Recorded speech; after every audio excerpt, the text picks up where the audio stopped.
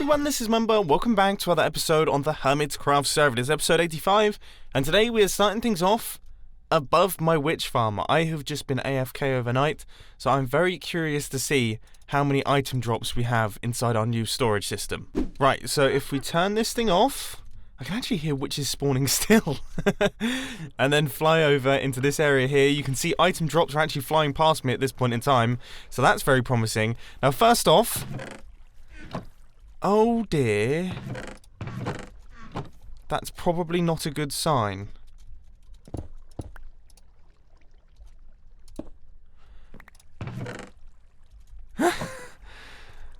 There's a number of things that haven't worked there. So that is totally full,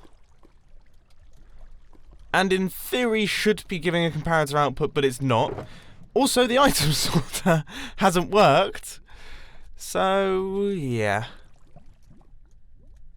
Brill. Ah, and the reason it didn't work is because a hopper and a few items like this fell into it, which of course means that there's no way for that to get filled. I mean, you'd have to get a bunch of diorite falling through the system and a bunch of cobblestone and a bunch of hoppers falling through the system. They'd have to fill up, and then it would allow it to move through. So there's nothing wrong with the redstone. It was all the sorter's fault. How frustrating is that? Well, despite that slightly disappointing start to today's HermitCraft episode, we're not actually going to be working over at the witch farm today, although we might AFK at it later. What we really need to do is we need to work on the Sahara Project. The building is kind of half done in the shopping district right now, and we need to put some serious time in. So I think we're going to meet up with Iskall and Green, and we're going to try our best to make some serious progress on that. But first, we are going to need a ton of resources. Okay, I don't have much sand, and I have next to no gravel, and the entire thing is made out of concrete. So, yeah, we're probably going to have to do some mining here. Right, I'm hoping this... oh, no.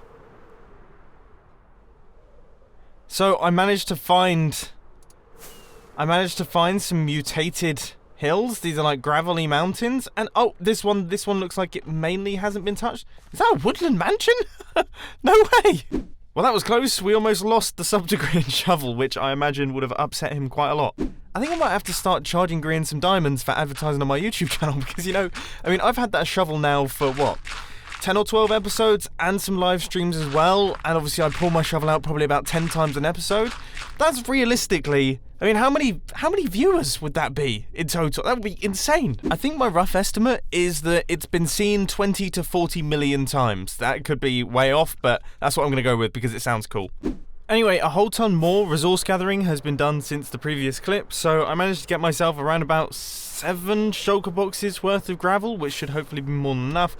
And then I also popped through to the mesa biome and got myself 3 shulker boxes worth of terracotta, which should be perfect too. And Iskall told me, I didn't realise this, you can mine terracotta with just a haste 1 beacon, so you don't have to construct the entire pyramid. It's amazing. And of course by mine, I mean insta-mine. So here we are at the current Sahara Headquarters. As you can see, we've got the gigantic Sahara sign there, and then we have got all of these builds kind of wrapping around like this.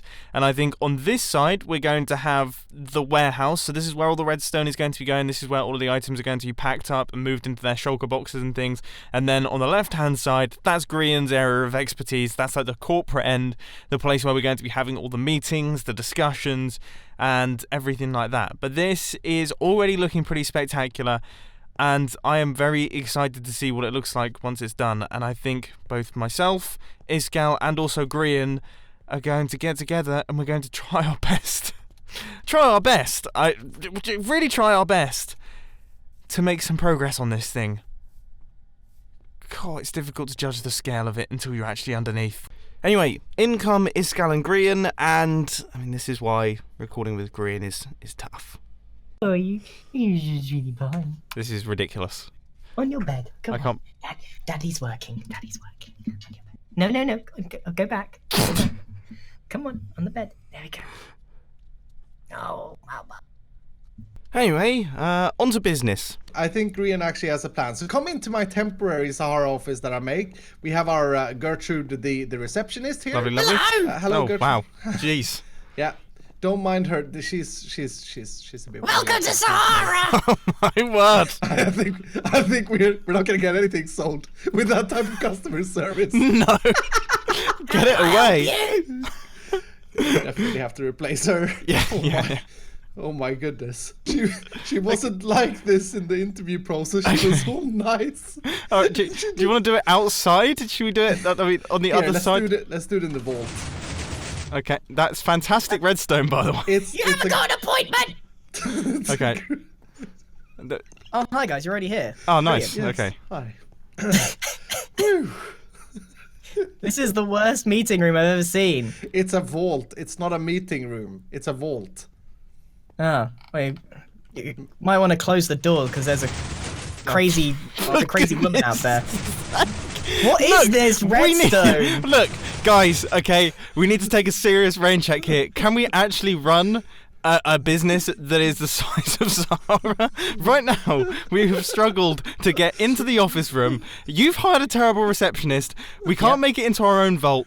The vault is totally butchered. That's a good thing. I mean, that's a good thing. okay, that's a security thing. Fair enough. Remember Okay. that we have this man on the server, Green. He pushes every buttons 500,000 times. This vault is so safe that not even we can get into it. Okay, I think okay. that's a plus. Sorry, I've calmed down now. These chests are apologise for empty. doubting you. Oh wait, there's a partnership thing Yeah, here. we got the partnership. Our first partnership. I took care of it. Don't worry. Very nice. Okay. So, when are you guys going to actually help building?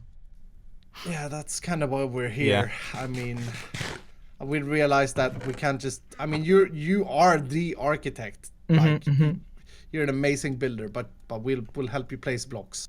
Yeah. Excellent. Okay, so maybe we should time-lapse this together and then I can kind of guide everybody on what the plan is. That's I like probably that smart. idea.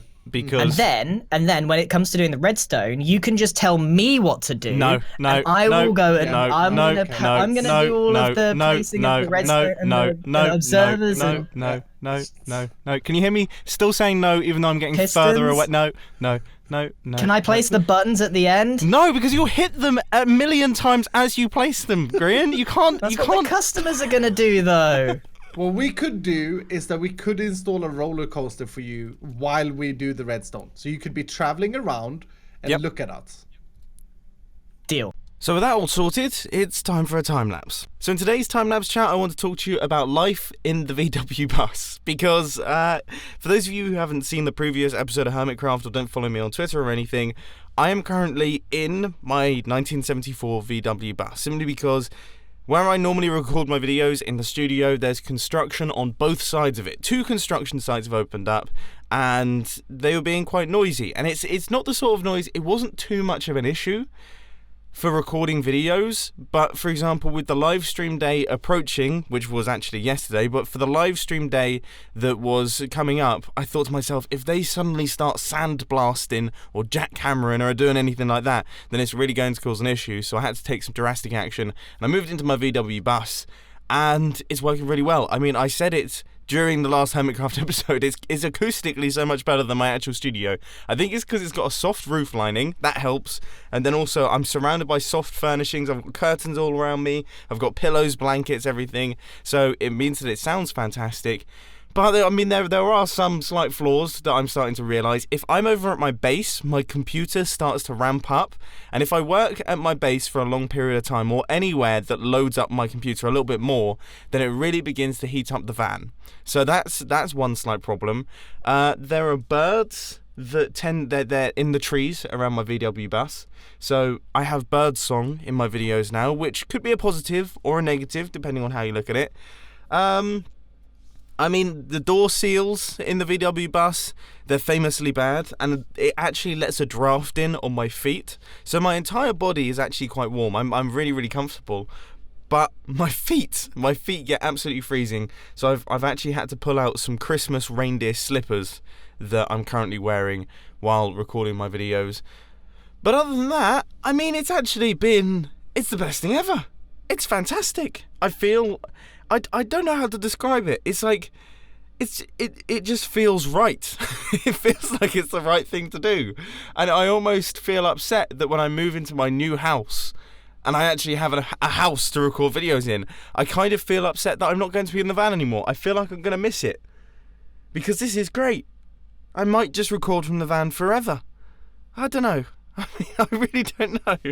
Ladies and gentlemen, 6 hours after our little conversation out the front there at the temporary office, we have made some pretty serious progress on this build. So let's just do a quick jump out and fly around so you can see what's going on. Now, if we take a look from the front, you can see, pow, it's looking much, much more like an actual building. When we started, it was very much a framework. Now this actually looks like a build, and it is looking really, really spectacular, I gotta say. So I think it's safe to say that my kind of job role was to be a bulk placer. I was very much just the bulk block. There was no artistry going on with what I was doing. Obviously, I'm more of a redstone guy, so when it comes to the redstone side of things, that's going to be my level. But Iskall and Grian are far, far better than me at actually building up this thing. So I was just kind of filling in the areas that they wanted filled. So I did a lot of the concrete on the top, a lot of the glass and things. And as you can see, it's pretty crazy. Now, this area here is actually the warehouse. So this space that we have is the space for all of the redstone. All of the redstone is going to be exposed. You're going to be able to see all of the modules and everything like that. And it should end up looking absolutely spectacular. But I am now exhausted. And I think I'm going to go an AFK overnight at my witch farm and hopefully gather up some redstone supplies so that I can actually start work on this. Can you tell that I'm tired? I mean, I can barely talk. I've just had a horrible thought. I feel like I might not have replaced the hopper above the shulker box that stores all of our redstone. Yep. I forgot to do it. But regardless, I mean, we do have one full shulker box of redstone dust, so I suppose I can't complain too much, but still. Anyway, in about 2 hours' time, I'm going on a massive end busting mission, and I've realised that I'm not really kitted up for it. I mean, this is my sword. That's pretty terrible. And also, I don't have a bow, which is pretty terrible too. So I think we should probably get kitted up, because otherwise we're going to be in trouble. Oh yeah, I should probably get some decent trousers as well, because yeah, these are bad. Right, what sort of villagers do we have in our system? Aqua Affinity, that's not very good for trousers. Silk Touch, Fortune 2. I feel like we don't have any sword-based ones, or any armor-based ones. Power 2, that's pretty poor. It's not looking good, is it really?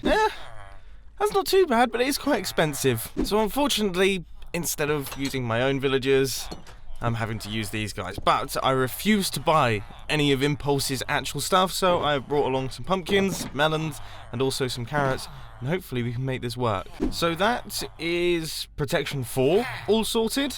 So I think that's my leggings done. That's also my diamond boots sorted, because apparently I didn't have Protection 4 on those already, which is a bit strange. So now I'm 100% Prot 4. And with these enchantments, my sword should end up being half decent. I had no idea that the max enchantment of power on a bow was power 5. I think I've always had power 4 bows. That's hilarious. So I think finally we might be fully geared up now. So I've got my bow, I've got my ridiculous sword as well. I mean, that thing is totally bonkers.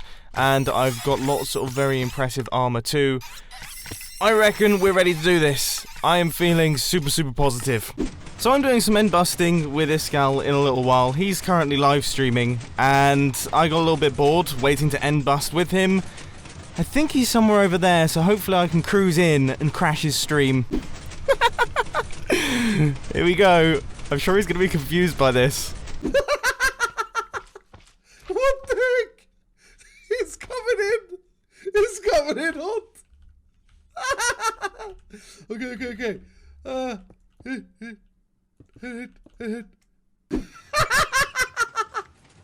Yep! Bulletproof! Mustache proof! So that seemed to work pretty well. You know, it was successful. Iskall really liked it, and then of course we did our end busting, and you should definitely check out that live stream, because that was a ridiculous quantity of fun. It was hilarious. But I thought I would pop into the office here because I have a bit of a story to tell you. I think we can all agree that the footage that we used of me flying the flying machine made it look like I was a very talented Minecraft player that executed everything perfectly, and Iskall even commented on the fact that he thought I had a fantastic flying machine. But you may be able to spot something slightly wrong with that tree there. And more importantly, a slight hole in that tree over there as well. And that is because when I first built the flying machine and activated it, it went in the opposite direction to what I was expecting and destroyed all of this and also parts of Scar's tree. So let's quickly patch that up. So now that's done, I mean, you know where I am. I'm up here in the witch hut once again. I really want this thing to work. Hopefully now I've actually done enough to make this thing function. So we're gonna AFK overnight for the 15th time in today's Hermitcraft episode, and hopefully we will actually get ourselves some redstone resources now. If not, I quit. And for the first time in ages, I've actually managed to AFK overnight without being kicked, or the server closing, or my internet going down, or there being some form of power cut. So now I am excited to see if we've actually managed to hold everything together, which we've probably made a mistake somewhere. Come on. And nice! The system actually works!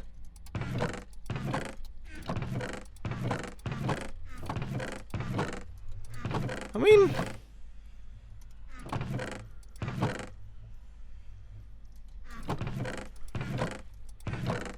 I don't know how efficient it's been. But I can't complain about having 2 filled shulker boxes with redstone dust. That's pretty good going, especially combined with all of the other drops that we got from it the other day. Okay, this is going to make Sahara viable. We should be able to do all of the redstone with this amount.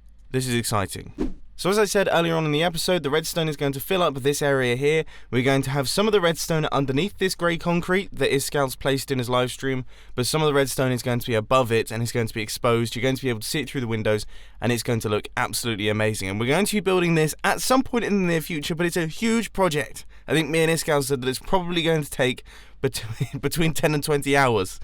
So I've got to prepare myself mentally for that. But anyway, I really do hope that you've enjoyed this episode on the Hermitcraft server. It's been a lot of fun. We've kind of been all over the place. It's been split up over multiple days.